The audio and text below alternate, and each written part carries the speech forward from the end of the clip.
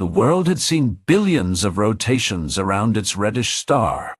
It had 2 moons that swept in elliptical orbits around it, and had watched over the tiny life forms that slowly emerged and burgeoned into teeming multitudes that occasionally needed culling through comets or volcanic activities or flooding events. And it had overseen these carefully, making sure that enough died off, but not too many. Life had to go on.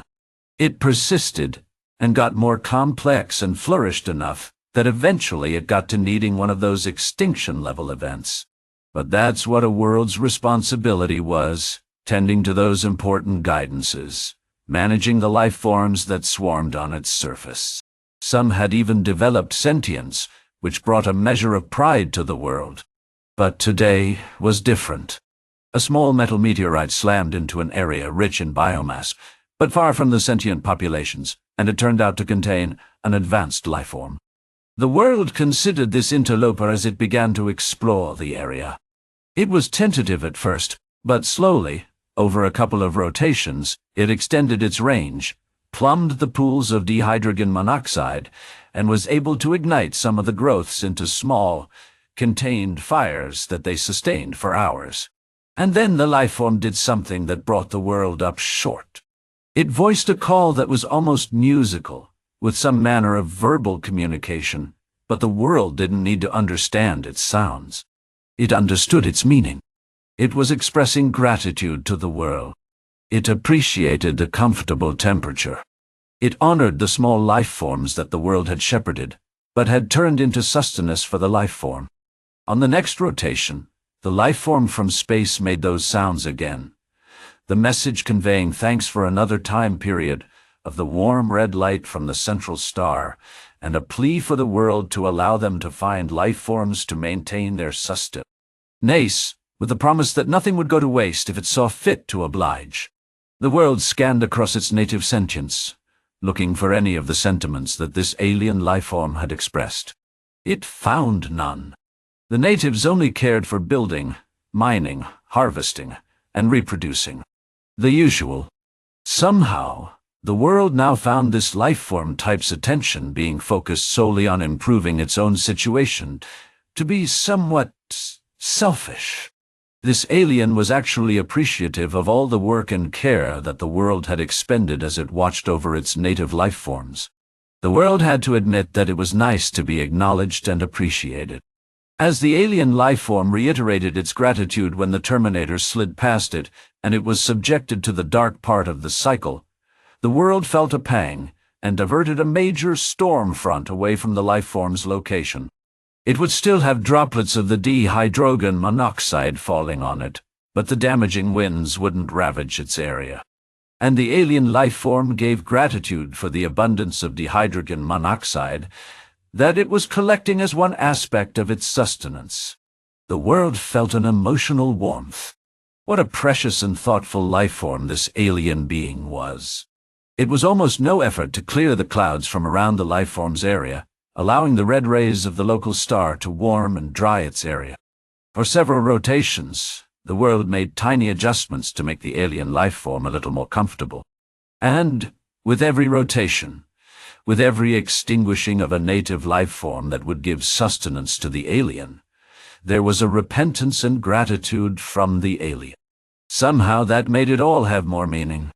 The world began to recognize that the alien also had thanks and wishes that it expressed to the moons, and those orbiting bodies that had never been active before began to communicate with the world. Such a time the world had never experienced.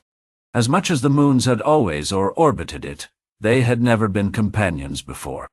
Somehow, this alien life form had awoken them with its expressions, and they ceased to be moons and became the moons.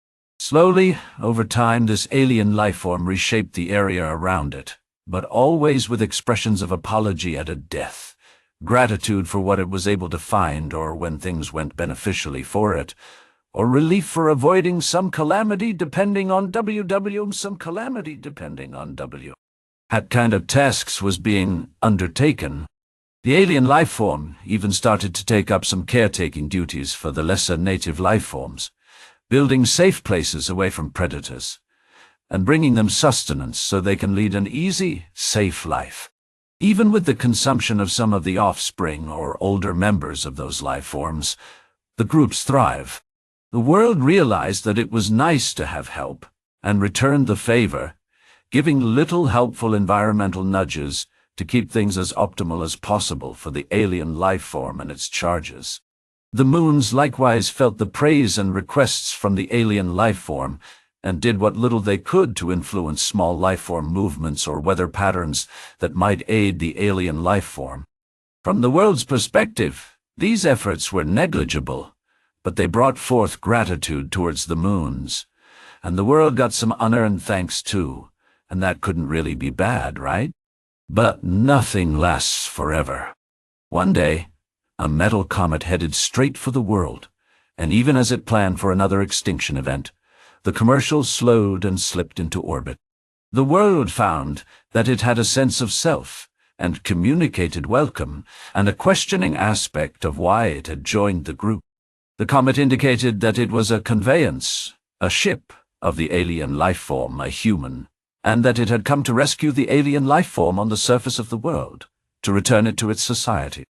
The world felt some despair at the possibility of loss of such a life form, and expressed this to the ship. It understood, and responded with how satisfying it was to have these life forms within itself. It expressed its sorrow and empathy for the world, but let it know that once one of these life forms found a suitable space for existence, they wouldn't let it alone for long.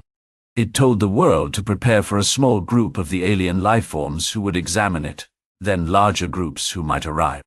They might even bring a station to become an artificial moon to aid in their time here. The world expressed pleasure. More of these life forms that appreciated the work that the world had undertaken would be a welcome change.